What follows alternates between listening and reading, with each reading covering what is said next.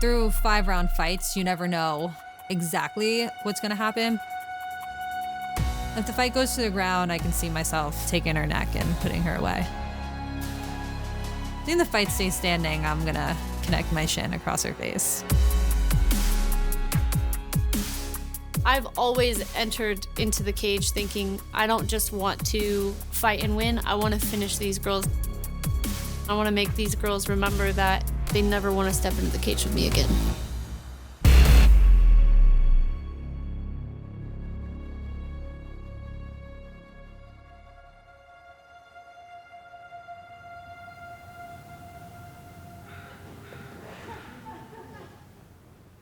Three, two, one. Move, move, move. Harder, harder, harder. Let's go, let's go. Finish, finish, finish, finish.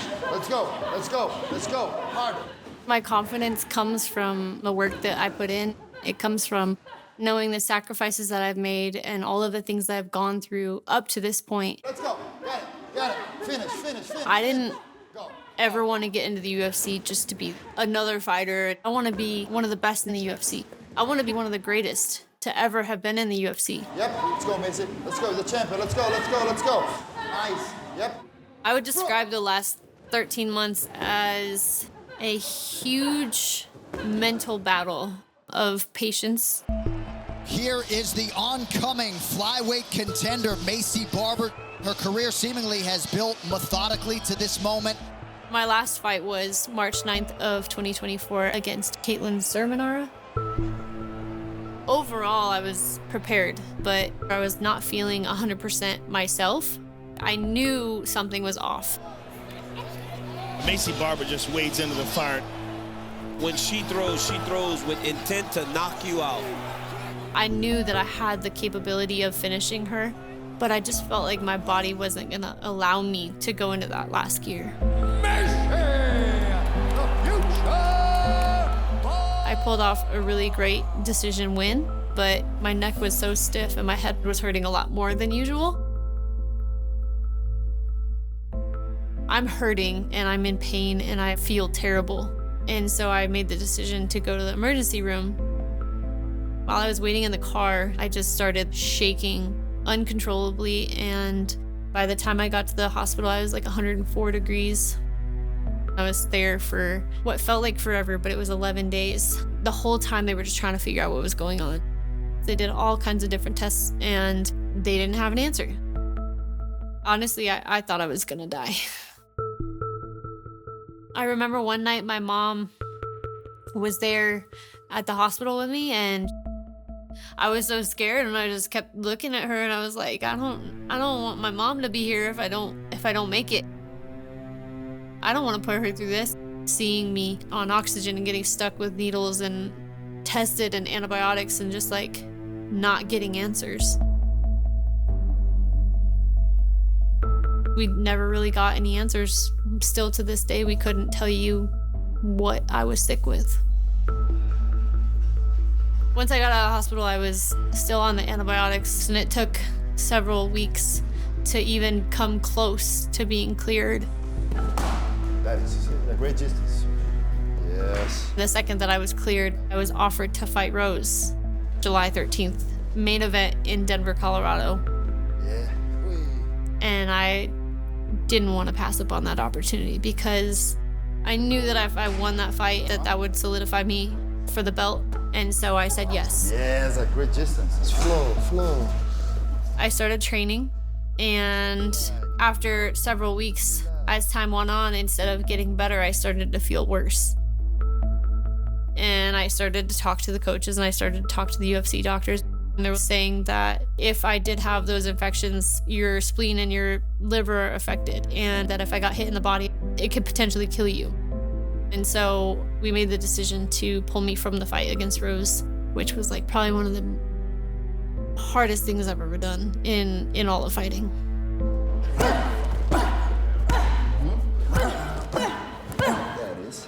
Maycee got so upset about her fight versus Rose, but I told her, like, you have to put your health first. It's a hard moment, but always I told her, like, be patient, take the time you need. Soon you healthy, we come back, it's no problem. She's super strong. When she got sick, everybody say, oh, maybe she can come back. She wanna prove she can do it. I've been training with Coach Guy almost 4 years now. He's been a huge part of my career and my life. He has sacrificed so much to come and help me chase this dream that I can't wait to get the belt and to have him standing right next to me.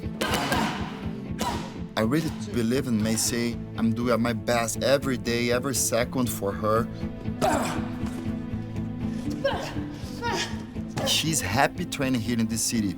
That's why I come over and say, if you want that, we make this work. Everything for her.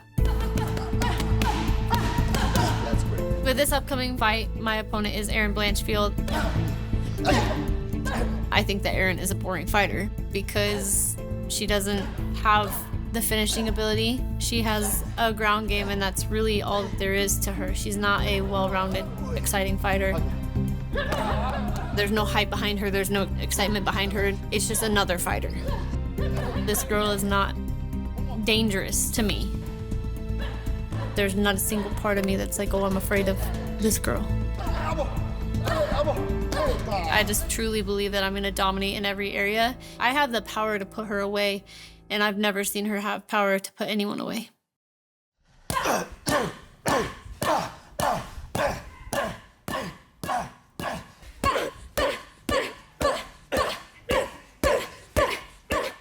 I don't think I'm a boring fighter. I think Maycee says that about anyone that she doesn't want to fight or she's scared to fight. I can be a catty girl too sometimes. You know, it's kind of fun. I've never had, I guess, this like animosity with someone going into a fight. But you know, it's almost part of the fight game and like bound to happen.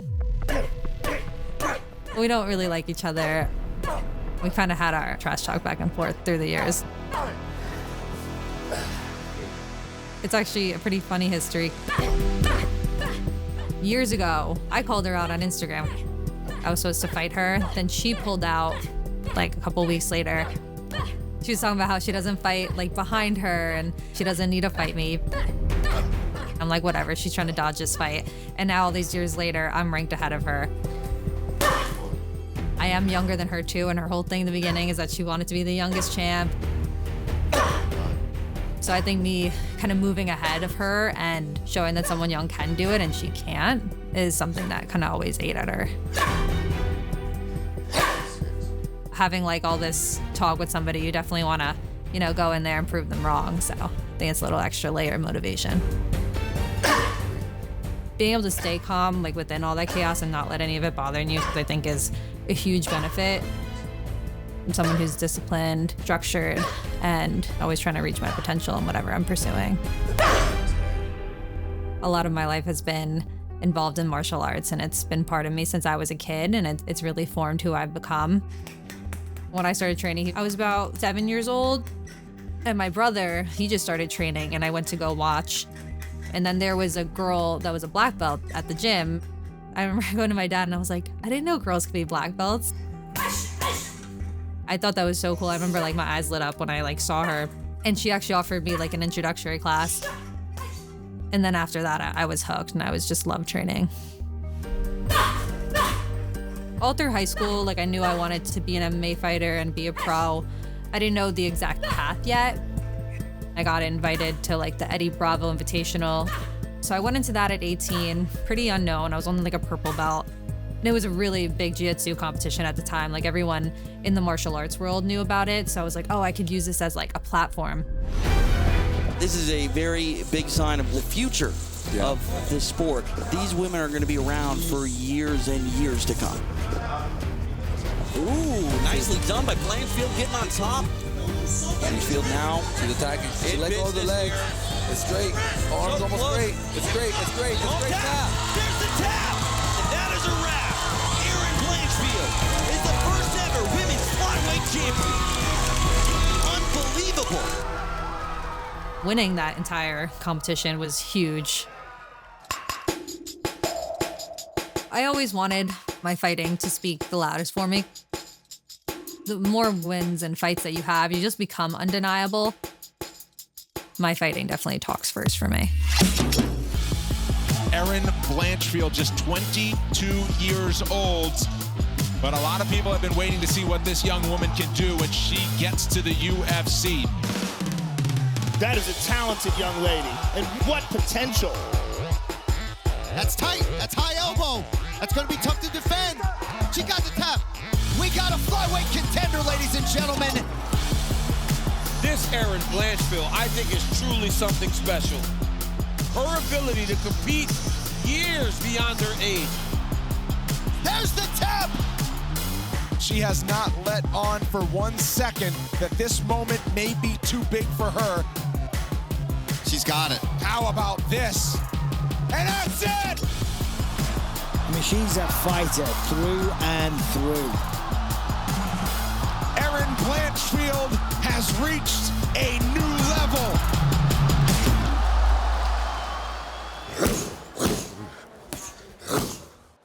Nice. 2, 3, double. Nice. You got it. That's it. Beautiful. It's been amazing watching her progression over the years. It wasn't so much her technique or that, it was her heart. And I knew right away, I was like, all right, there's something special here.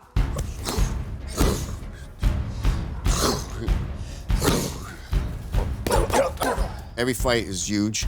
I think she has a dominant win over Maycee. It'll put her in contention. And there's been some trash talking between the two of them. Erin doesn't like the trash talk. She just likes to get the results. Don't worry about everything else. Yes. Don't worry about the complaints, the this and that. You're too short. Just go out there and win. I think the biggest mistake Maycee can make is being overconfident, thinking that I lack in certain abilities. I think it's a fun fight for us to, finally get over all that beef and for the fans. And I think it's a good matchup for me to find a finish. Beautiful, that's it. Right back there? All right. Yeah. Okay. Today is Tina's birthday. Tina is one of my training partners. She's out here from Sacramento, and we're setting up for her birthday because she's away from home, trying to make it special.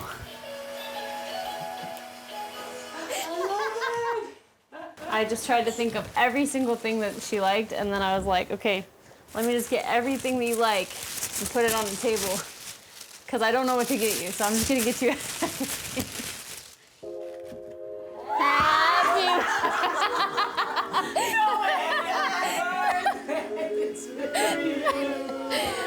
Happy birthday to you. Happy birthday, dear Tina. Happy birthday to you. Being back in Denver has made me really happy. I have found a group of people that are amazing humans. We're a family, and I'm truly blessed to have all of them in my life. My God, Whitey! This is my favorite! Oh, thank you, guys! You made me cry. You made us all cry. I saw this over there. I love you. I love you. This is a very sensitive time. You're doing your camp. It's a very hard time. You're coming back. But we all in the same mentality. We want you to succeed. We're here together for a purpose, a bigger purpose. I appreciate you. Yeah. Well, it's not about me. It's about her. Yeah. It's about her. It's about her. I would say what drives me is everything I've gone through in my life and just the chance to be something great. Watch the armbar. Watch the armbar. The counter to that inverted scoop grip is touching her face. Maybe a little off balancing. Little bucks, yep. Get her to support her base. There you go. I started in martial arts when I was 3 years old. Hands in tight. I grew up with 5 siblings, and we were always competitive. We're smart with our hands. We're focused on beating those feet. My parents put us in karate at a really young age. Keep fighting those hands. You're not in danger of getting choked. We did it as a family, and it was so much a part of our life that we ended up opening up our own karate gym. Nice. Shift your head in front of her if you can. And then eventually my sister and I were full-time instructors in that karate school. She's gonna keep posting with that hand unless you give that hand something better to do, like cover up her face. There you go. I transitioned into MMA around the time that I was like 15 or 16. Keep going, keep going. Nice, good, Maycee. My life has not always been a smooth road. It's been a lot of ups and downs. When I was 6 years old, I was sexually assaulted. And I actually ended up being sexually assaulted again at the age of 16 by the head instructor of the martial arts gym that my family started.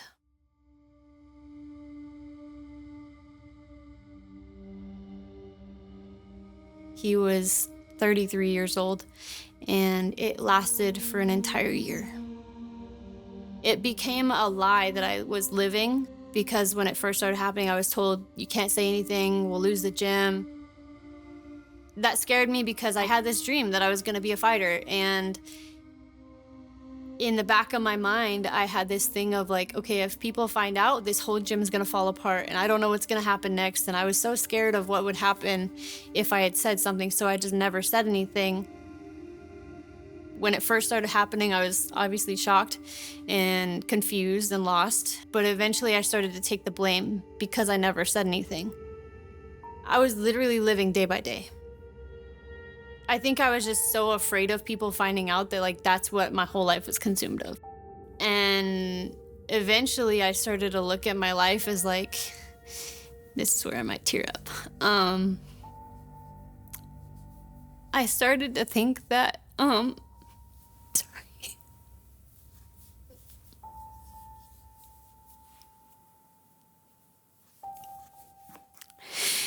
I started to wonder if that was all that God had in store for me. And if like that was my only purpose in life. Because it wasn't the first time.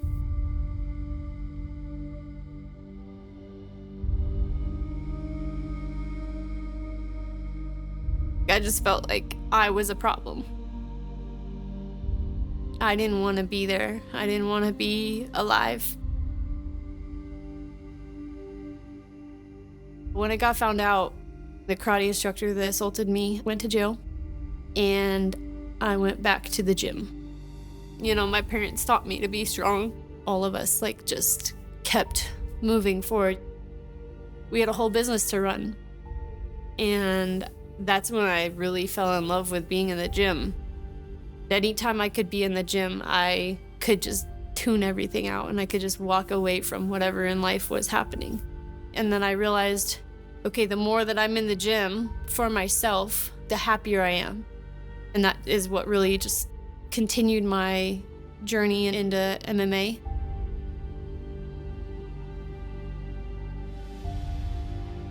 I used to question God and ask him, why me? Why did you let that happen? And then I shifted it to, why not me? Because I've been given an amazing life and I've been given a career where I can touch lives and I can help other women. And I can really go and show like you can go through some seriously hard times and you can come out and do something great.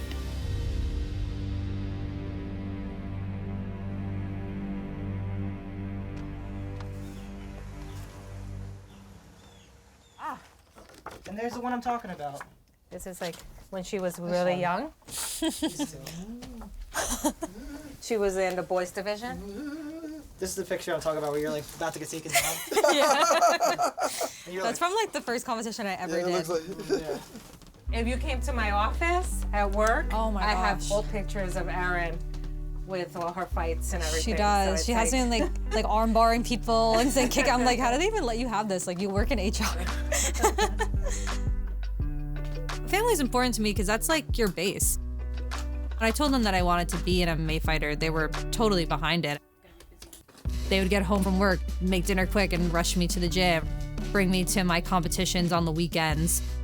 They were always just super supportive in any way they could be. Erin did dancing for about 2 years until she got tired, and that's when we put her into jiu-jitsu and grappling and kickboxing with Tiger Showmans. That's what she started everything. And from there, she flourished. She became determined early on. She would be calling, like telling us months ahead of time, oh, there's a competition coming up in South Jersey. Can we go over there? There's a competition coming up in Manhattan. Can we go over there? You just had this idea in your head and never let go of it.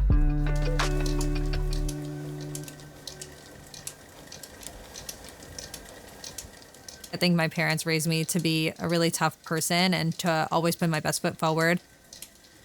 My parents always pushed me in the gym, but then they always told me, like, even when I would lose fights, that I can always improve and they would help me improve. I could tell how much they believe in me. It makes it easier to be confident in myself. My last 3 fights were Talia Santos, Manon Farah, and Rose Namajunas. They were all in the top 5. I'm fighting the best in the world, and I really do get that vision of what to expect. I feel like there's so much to each fight. Going into the Farah fight, my UFC record was 6-0. That fight was in Atlantic City, New Jersey, my home state. All my family and all my friends were able to come. The stakes for that fight was a title eliminator. Fior has just been too big and strong to let Blanchfield grab a hold of her. You've got to admire the heart of Erin Blanchfield. Do you know how hard it is over 5 rounds to take damage and punishment and kicks and punches, and she's not stopping. Fighting the best in the world, you really don't know what it's like till you're in there. I didn't have the best strategy going to that fight. Manon played her game very well. You always need to focus on the positive things, even when the pressure gets high on the fights. I think my family definitely helped me with that, and then helped me like ease my mind and feel better about the future. After a loss, the best way to get over it is winning again. Going into the Rose fight, I was like, I'm not losing 2 in a row. Like, I do not want to be that person. Tonight she has a massive opportunity. If she wins this one, it doesn't matter that she lost the one prior, because this will outweigh anything she's done in the past. I needed that experience with someone like her. I think just coming off of that loss and then having another tough 5-round fight right after that, being able to win that on top of it, definitely helped boost my confidence.